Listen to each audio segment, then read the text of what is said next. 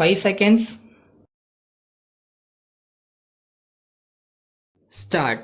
அரசு வியாபார திட்டங்களின் மீது முதலீடு குறித்த மானியத்தின் மீது சட்டப்பேரவையில் ஓர் உறுப்பினர் பேசியதாவது: தலைவர் அவர்களே, இந்த மானியத்தின் மீது பேசும்போது நான் ஒரு சில யோசனைகளை கூற விரும்புகிறேன்.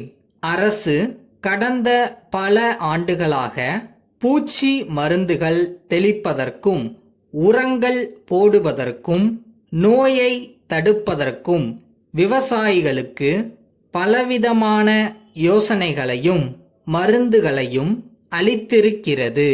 இருந்தாலும் காலாகாலத்தில் பூச்சி மருந்துகளை தெளிக்கவோ நோய்களை போக்கவோ உரம் போடுவதற்கு பருவ காலத்தில் செய்ய வேண்டிய காரியங்களை செய்யவோ வேண்டிய திறமை இன்னும் விவசாயிகளிடத்தில் உருவாகவில்லை என்பதை குறிப்பிட விரும்புகிறேன்.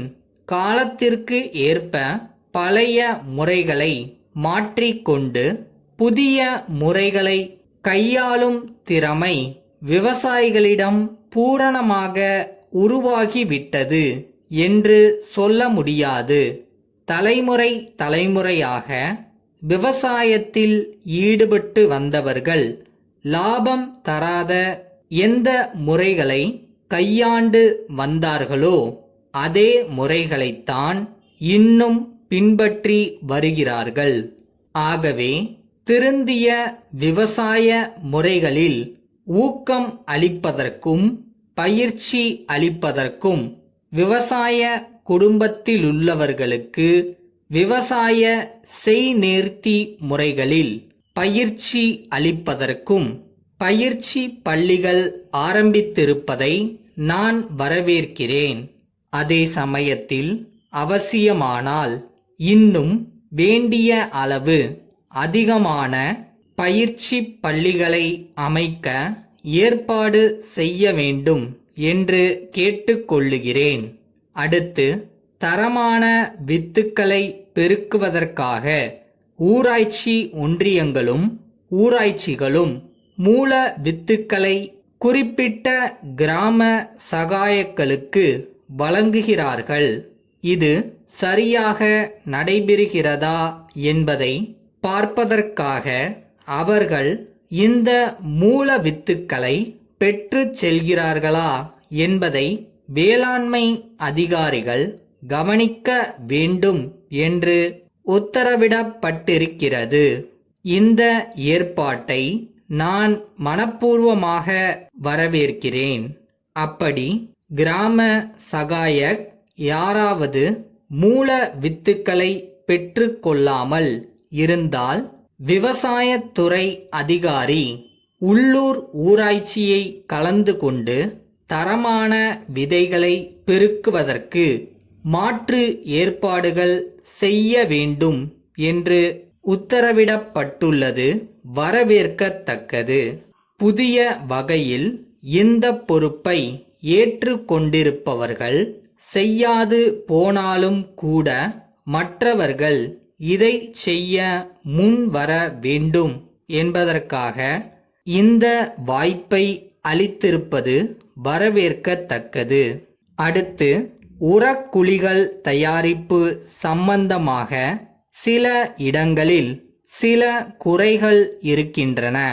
ஆனால் அவற்றை சட்டமன்றத்திலே வந்து சிலர் சொல்கிறார்கள்.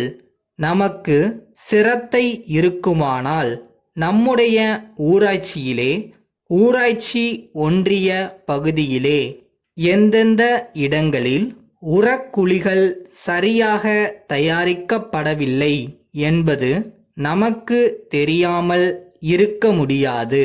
தவறாக மானியத்தை வழங்குவதற்கு அந்த பகுதியிலுள்ள விவசாயிகள் முயன்றால் நாம் கவனம் செலுத்த வேண்டும். அந்த இடத்திலுள்ள அதிகாரிகளின் கவனத்திற்கு அதை கொண்டு வந்து அந்த குறையை நிவர்த்திப்பதற்கு உறுப்பினர்கள் முயல வேண்டும். மதுரை மாவட்ட ஆட்சியர், மதுரையிலுள்ள அரவிந்த் கண் மருத்துவமனை இயக்குனருக்கு எழுதிய கடிதம். அன்புள்ள ஐயா, 3 மாதங்களுக்கு ஒருமுறை இலவச கண் சிகிச்சை முகாம் அரசினால் நடத்தப்படுவதை தாங்கள் அறிவீர்கள். ஒவ்வொரு முறையும் கண் சிகிச்சை முகாமிற்கு தேவையான வசதிகளையும் கருவிகளையும் மருத்துவர்களையும் தாங்கள் அளித்து வருவதை நான் மிகவும் உவகையுடன் நன்றி கூற கடமைப்பட்டிருக்கிறேன். வேறு எந்த மாவட்டத்திலும் இல்லாத அளவுக்கு மதுரை மாவட்டத்தில் இலவச கண் சிகிச்சை முகாம் வெற்றிகரமாக நடைபெற தாங்கள் உதவுவதை அறிந்து அரசினரும் தங்களது உள்ளங்கனிந்த நன்றியை தெரிவித்துள்ளனர். மற்ற மாவட்ட கண் சிகிச்சை முகாம் நடத்தும் அதிகாரிகளை மதுரை மாவட்ட கண் சிகிச்சை முகாம் நடைபெறுவதை முன் மாதிரியாக கண்டு வருமாறு அவர்களுக்கு ஆலோசனை கூறியுள்ளனர். தற்போது 5 தினங்களுக்கு இலவச கண் சிகிச்சை முகாம் ஒன்றினை மதுரை மாவட்டத்தில் கிராம பகுதியில் நடத்துவதென தீர்மானித்துள்ளோம். அதற்கு தேவையான விளம்பரத்தினை செய்து வருகிறோம். மேற்படி கண் சிகிச்சை முகாம் வெற்றிகரமாக நடைபெற தேவையான உதவிகளை செய்யுமாறு மீண்டும் கேட்டுக்கொள்கிறேன். வணக்கம். தங்கள் அன்புள்ள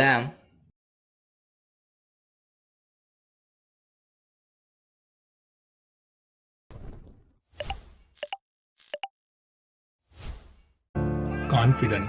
ஃபர்ஸ்ட் என்னால முடியும்னு நாம முழுசா நம்பினா லைஃப்ல எதை வேணாலும் அச்சீவ் பண்ண முடியும்.